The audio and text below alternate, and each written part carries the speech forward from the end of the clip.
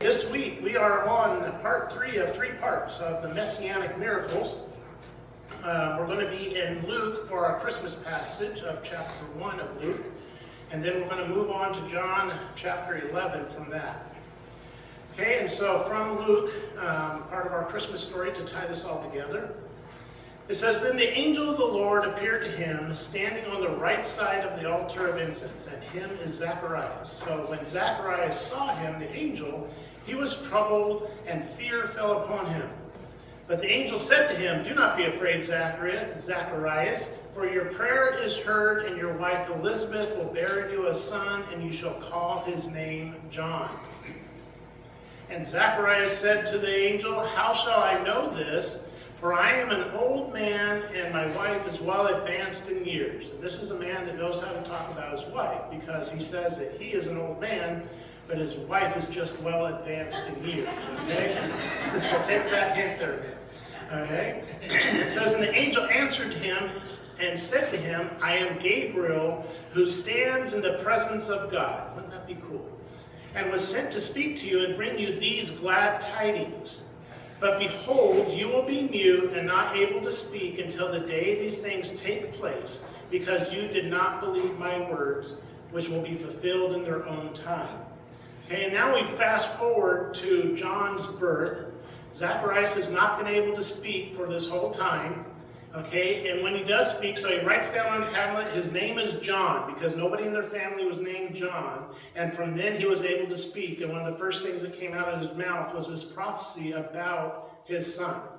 And it says, talking about John, his son, it says, "And you, child, will be called the prophet of the highest.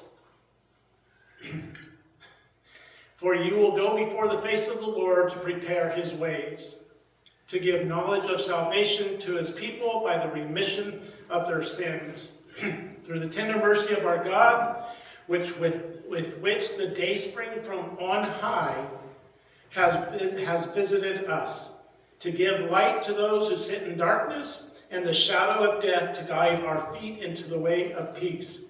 And so I picked this Christmas passage because we're going to see a lot of doubt creep into our sermon today, and how Jesus handled it, and how, so my theme, some of you have already seen the "so what" in the bulletin, but the theme is God can handle our doubts, okay?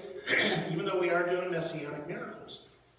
We'll try to wrap it together. And so, just briefly, the history of the Messianic miracles, they were determined by the Pharisees. They're related to the oral traditions, and oral traditions are just the spoken part of the law, because the Jews believe that the 10 Commandments and all the rest of the law that was on stone were only part of God's word. The rest was given to Moses orally, so that they passed that down, and eventually they wrote them down. Okay, it was to determine how to know the Messiah had come. So Messianic miracles, which is Christ, the chosen one. We did that wordplay last couple weeks. The Messianic miracles, how to know he had come. And we went through some of them already, and this is the last one today. What are those miracles? Healing leprosy, casting out a demon from a mute, healing a birth defect, i.e. someone blind from birth, and then this last one is raise someone from the dead after 4 days. And 4 days is going to be specific. Okay, so we talked about the leprosy. Nobody had ever done it before. Casting out a demon from a mute. They have to be able to identify the demon, and if the mute can't say the name, then you can't cast him out. But the Messiah could. And then healing a birth defect, a man born blind from birth. Because something wrong with you at birth was because you were a sinner, and God was placing judgment on you. So that's why only the Messiah could heal that one. And then raise one from the dead, which we're covering today. The key again is after 4 days. We have many records, I think there's 3 or 4 others, that Christ raised from the dead, or most likely raised from the dead. But the key factor on this one for the Messianic Jews that like the Gospels to prove these oral tradition Messianic miracles, the key is the 4 days. Okay, why is it Messianic? Why 4 days? Jews believed at the time of death, the spirit left the body and hung around for 3 days, basically. Okay, and so that after the 3 days, the spirit either went to Sheol or Hades. Those you can get really lost in trying to understand the Jews' concept of what heaven and hell are. And so basically, that's kind of where Dante gets his 7 levels of hell, because depending how good or bad you are is where you end up, and all this kind of thing. So after 3 days, basically, the soul went on its journey to wherever it was going. Okay? Therefore, only God or his Messiah could bring them back at this point, because they've already left, they have left the building, right? So I'm going to start with John chapter 10. We're going to be going into John chapter 11, but I'm mainly pointing out John chapter 10 for placement of where Jesus is at this point, because location is going to be a little bit of a factor in this whole chapter 11 and this Messianic miracle. And I'll show you that later. So location, right? And he went again, Christ, went again beyond the Jordan to the place where John was baptizing at first, and there he stayed. So that's where Jesus is hanging out at the beginning of chapter 11. Okay, then we start on John chapter 11, the first verse. It says, "Now a certain man was sick, Lazarus of Bethany, the town of Mary, and her sister Martha." Okay, so we have a few key points here. We know that it's Lazarus that we're talking about today, and that his sisters were Mary and Martha, and they were from Bethany. Okay? Now I want to show you how all this plays out, because this is John chapter 11. Okay? John chapter 11 is in John, the following chapter is 6 days before Passover. 6 days before Christ is going to be going to the cross the following week. Okay, so this is towards the tail end of Christ's life. We don't know how long the transition between this miracle and the Passover, but many think it's 2 weeks before Passover, or very close to that. Okay, and I'm showing you this because right here is I want to show, again, location, right? As you see that Bethany beyond the Jordan is where Jesus is hanging out at right now, by the river Jordan where John baptized, and Bethany is about a total of about 17 miles as the crow flies, okay? And that is important because, again, that's about a day's journey. So, again, we're talking about location and a time frame. So it's about a day's journey.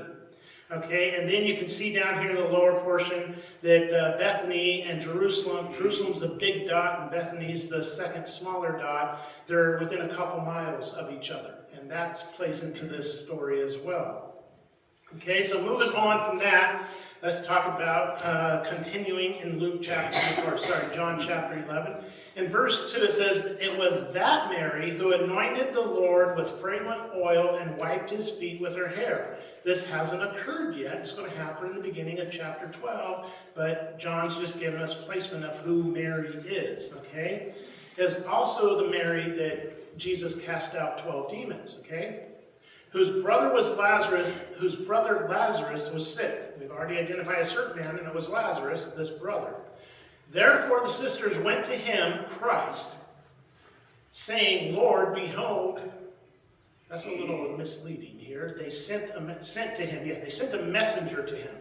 Therefore the sisters sent to him, saying, "Lord, behold, he whom you love is sick."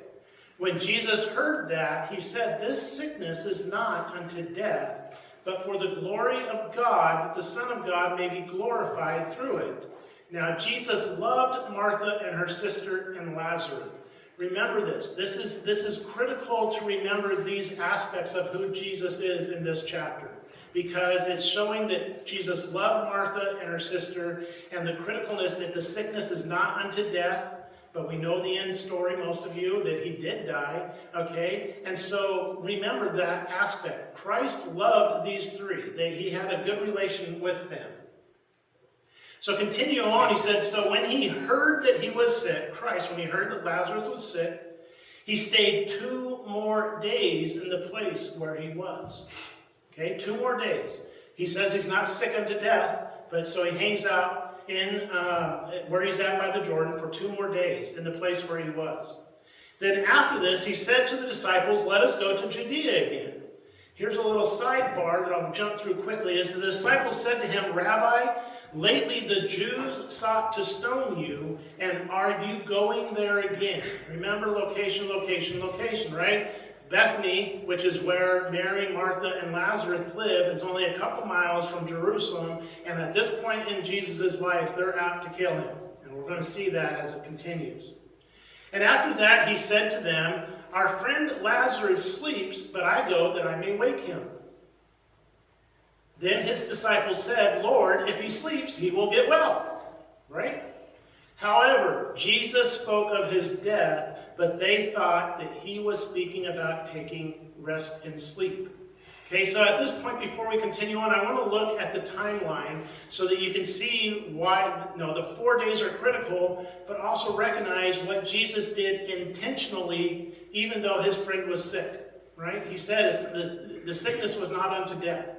Okay, day 1, a messenger leaves Bethany and Lazarus dies, based on hindsight that we could see in verse 3 and upcoming verse 17, if you want, when we read the chapter later.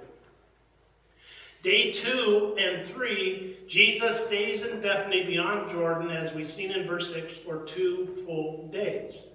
And because it's about a 15, 17-mile journey as the crow flies, Jesus arrives in Bethany and learns Lazarus has been in the tomb 4 days, that we'll see in verse 17.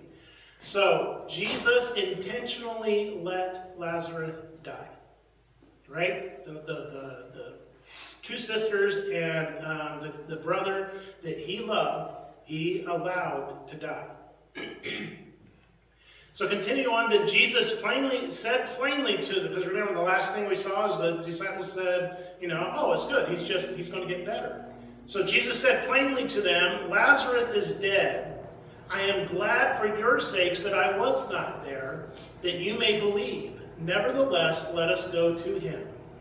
And this is tying into the other that I told you, then Thomas, who is called the twin, said to his fellow disciples, "Let us also go, that we may die with him." And this isn't dying with Lazarus. If you read it quick, it looks that way. But at the same time, and if you have a New King James that capitalizes the pronouns for God, says that we may die with him. So they're saying, okay, Judea, they want to kill you. In Jerusalem, they're out to take you down, and you want to go there? We'll go there with you. Okay? And so that's what their intent is. We know how that plays out in the end, most of us. So continuing, dropping down to verse 17, in John 11, it says, "So when Jesus came, he found that he had already been in the tomb 4 days. Now Bethany was near Jerusalem," so this is why I gave all this away earlier, so you can get about location and how that factored into Jesus' travel time. It says, "Now Bethany was near Jerusalem, about 2 miles away. And many of the Jews had joined the women around Martha and Mary to comfort them concerning their brother." So a lot of friends hanging out because Lazarus had died and had been dead for 4 days. He's already in the tomb. "Then Martha, as soon as she heard that Jesus was coming, went and met him, but Mary was sitting in the house."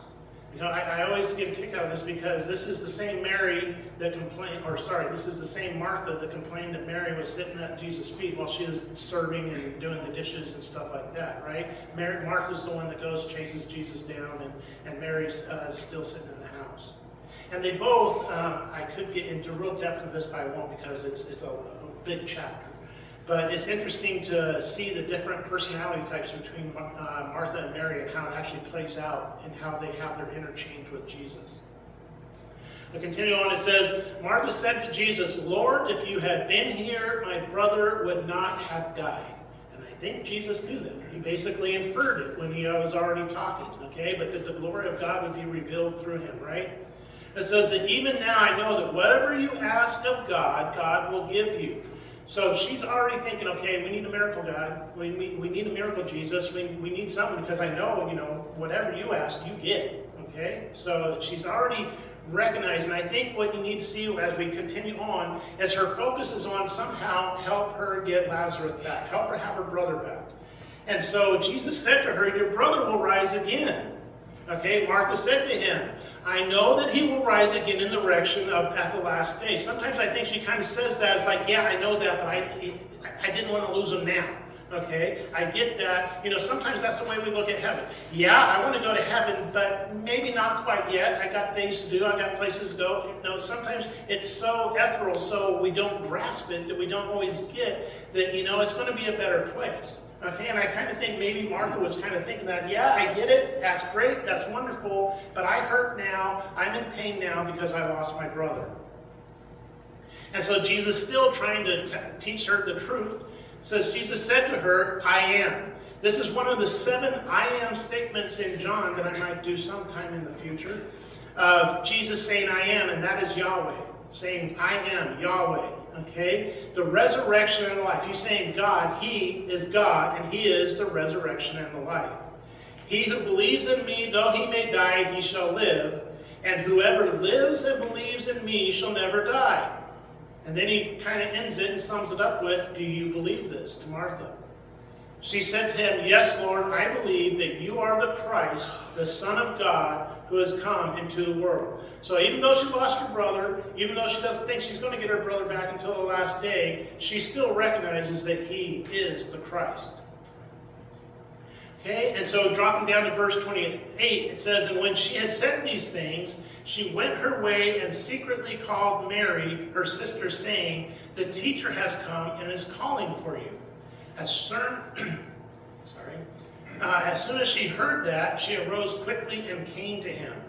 Okay, so remember, Mary's in the house still, and so Martha's trying to, and all these people are there trying to comfort Mary, and so Martha's trying to like, hey, psst, come on, Jesus is here, let's go see him. Okay, so as soon as she heard that, she rose quickly and came to him. And they keep my thumb on track with me. Then dropping down to verse 32, because in between 29 and 32 is all the people saying, oh, this, that, she's going to the grave to mourn Lazarus. Okay, it says, then when Mary came to where Jesus was, and she saw him, she fell down at his feet, saying, look, same thing, Lord, if you had been here, my brother would not have died. So continue on to verse 33, it says, therefore, and this is the one that gets me, and that's why I'm a little choked up today. It says, therefore, when Jesus saw, if I can hit the right button, I suppose. Therefore, when Jesus saw her weeping, and the Jews who came with her weeping, he groaned in the spirit and was troubled. And they said, he said, where have you laid him? They said, Lord, come see. Jesus wept. How many know that's the shortest verse in the Bible? Right? It's probably some of the first ones some of us learned as kids because it's the shortest verse in the Bible. But think about it. Jesus saw her weeping, groaned in the spirit. Jesus, and I take you back, Jesus intentionally waited 4 days. He intentionally did this. Now, whether his motivation was to perform a Messianic miracle, maybe not. Messianic Jews think so. The point is, it doesn't matter if it's a Messianic miracle or not. The point is, he intentionally waited 4 days to come do this. Okay?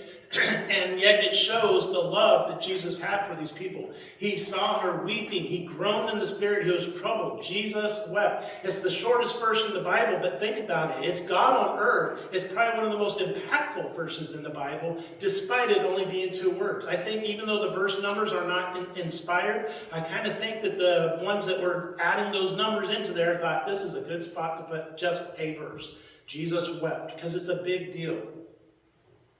It says, then the Jews said, see how he loved him. And get this, here we know about the Messianic miracles that we've been talking about. This is coming towards the end of Christ's ministry, so all the people are really, really hoping that he is the Messiah. And some of them said, could not this man who opened the eyes of the blind also have kept this man from dying? So like, Jesus, what gives? Why didn't you come when you were called? Why didn't you get here? Why didn't you save him? Because you could have prevented him from dying. So continue on, it says that Jesus again, groaning in himself, came to the tomb, still heartbroken. It's God walking on earth, and he's heartbroken, right? Groaning in himself, came to the tomb. It was a cave, a stone lay against it. Jesus said, take away the stone. Martha, the sister of him who was dead, said, Lord, by this time there is a stench. I like the King James version says, Lord, he stinketh. Okay? And it says, for he has been dead again the 4 days. He has been dead 4 days. And here Jesus is again reminding Mary and Martha specifically based on verse 38, says, Jesus said to her, did I not say to you that if you would believe, you would see the glory of God? And just like I told you that Zacharias doubted, Both Marys doubted, right? They thought it was over and done for. I get to see him in the resurrection, right? That's it, done for. Okay? So it's okay to doubt God at times. I know I do it. I wish I didn't, but... Then they took away the stone from the place where the dead man was lying, and Jesus lifted up his eyes and said, Father, I thank you that you have heard me, and I know that you always hear me. Okay, so even giving praise to God even then, or thankful to God the Father then. But look at this. But because of the people who are standing by, I said this, that they may believe that you sent me. Again, a messianic miracle kind of, crossing the T, dotting the I here. No, it's like, I'm still doing the work you sent me to do, but it's got a sidebar purpose here. It's going to prove a messianic miracle so that these people have yet another chance to believe I am the Messiah. He said, now when he had said these things, he cried with a loud voice, Lazarus, come forth. I know I've heard, I think, maybe close to a whole sermon about Jesus specifying Lazarus, or the whole tomb would have emptied. I don't know if that's the case or not. But he called Lazarus to come forth. And he who had died came out, bound hand and foot with grave clothes, and his face was wrapped with a cloth. Basically, a mummy comes scooting out of the grave. I mean, you think, I think of all these mummy movies and all these other things and the special effects. Well, this was real. This guy was come stumbling out of the grave because his legs were bound up. And so Jesus said to them, loose him and let him go. Okay? And so continuing on, okay, we got through the miracle. We see that. Let's see what the reaction we have now from those around. Okay? Then many of the Jews who had come to Mary and had seen the things Jesus did believed in him. Many converts, okay? A lot of people's like, oh yeah, he's the Messiah. Okay, but some of them went away to the Pharisees and told them the things Jesus did. A couple little tattletales, right? Oh, Jesus did this, right? Okay, and so this is where it gets a little bit comical again in my viewpoint. It says, then the chief priests and the Pharisees gathered a council together and said, what shall we do, for this man works many signs? If we let him alone like this, everyone will believe in him. And the Romans will come and take away both our place and nation. Here they're looking for the Messiah that they think, at this point, they think the Messiah is going to be a conquering hero, but yet they think they're going to lose their place and nation if he gets a following. So which do you want? Do you want the conquering hero, or do you want to keep your name and status where you're at now? Okay, so they're like, great, we got troubles, okay? It says, everyone will believe in him, and the Romans will come and take away both our place and nation. They blasphemed the Holy Spirit. They ridiculed Jesus. They were planning to kill him, all because of what they had in this life. Okay? We need to remember that this life is but a vapor. Okay? It says, and one of them, Caiaphas, being the high priest that year, same one that ends up being at Jesus' trials when he gets arrested, said to them, you know nothing at all, nor do you consider that it is expedient, okay, for us that one man should die for the people, and not that the whole nation should perish. Okay, so it sounds like, Caiaphas is getting right on board with Jesus. It's not. Why? Because now he did not say slow down. Now this he did not say on his own authority. This is where I get a kick out of this. Most of the commentaries I read, and I tend to agree, do not think that Caiaphas was intentionally being prophetic here. But because God honors the position of the priesthood, despite the way man was treating it, he gave this prophecy. It says, but being high priest that year, he prophesied that Jesus would die for the nation. And not for the nation only, but also that he would gather together in one the children of God who were scattered abroad. Okay? So here he said this stuff, and he knows, but it doesn't sink in. It doesn't click with him. And so what happens? Then from that day on, they plotted to put him to death. Jesus, like I said, this is a couple weeks, maybe longer, between this miracle and him dying on the cross. Okay, so now what I want to do is that continue on. You can read the rest of chapter 11. But I wanted to jump down to John chapter 12, where they have this big party because it's the week before Passover. Lazarus has been raised from the dead. They have this big dinner that Jesus goes to, and Lazarus is there. And so many of them came to see him. So have us get together, right? And it says, now great many, and look what happens. A great many of the Jews knew that Christ was there at this party, and they came not for Jesus' sake only, but that they might also see Lazarus, whom he had raised from the dead. So they're coming to see Jesus, but man, I want to see this dead guy that's not dead anymore, right? They're coming to see that. They're believing in Jesus. And this is how bad the priests have got. No longer do they have their sights set for just Jesus, but the chief priests plotted to put Lazarus to death also, because on account of him, many of the Jews went away and believed in Jesus. Think about that. How cold can your heart get? How bad can you be that a miracle happens? Somebody is raised from the dead after 4 days. They knew he was dead. He wasn't just kind of sort of dead. I don't know if any of you watch Monty Python, but that's a joke for a different time. But anyway, he was dead. They really thought he was dead. I mean, it's been 4 days, and now he's back alive, and they want to shorten his life because of this miracle, because of Jesus. You need to really start assessing your life if you start plotting and scheming and planning things to get even with somebody when it affects other people, right? When you need to step back and say, wait a minute, I'm not, something's wrong here. I need to maybe go to my knees, right? Okay, so that leads me to my so what. Back to the original, Zacchaeus is doubting, Mary and Martha doubting. It says, God can and always has been able to handle our doubts. It's no surprise to God when we doubt him. It's not. If you think you're surprising God, well, you're not going to be able to, okay? It is, but, listen, it is for our benefit to believe in him. Can you imagine how the story would play out if Martha and Mary are like, okay, it's good. We don't even need to have a mourning group because Jesus is going to show up in 4 days and take care of it. We don't have to feel bad. We don't have to hurt. We don't have to wonder because Jesus is going to be here, right? But no, they doubted what was going to happen because Jesus, his friend, died. It is our benefit to believe him. This leads me to my point to ponder, that I hope I can explain what my point is for you to ponder. Has there ever been both times you doubted and times you didn't doubt God? Meaning, have God taken you through something the whole time you were doubting him, and God took you through something the whole time you weren't doubting him? Was there any difference for you between the two? So I think if you ponder this and look back on your life, the things God answered, I know I have, and it's much easier when you don't doubt God, even when you're going through something rough. It's much easier. You have someone to hang on to and recognize that God is in charge.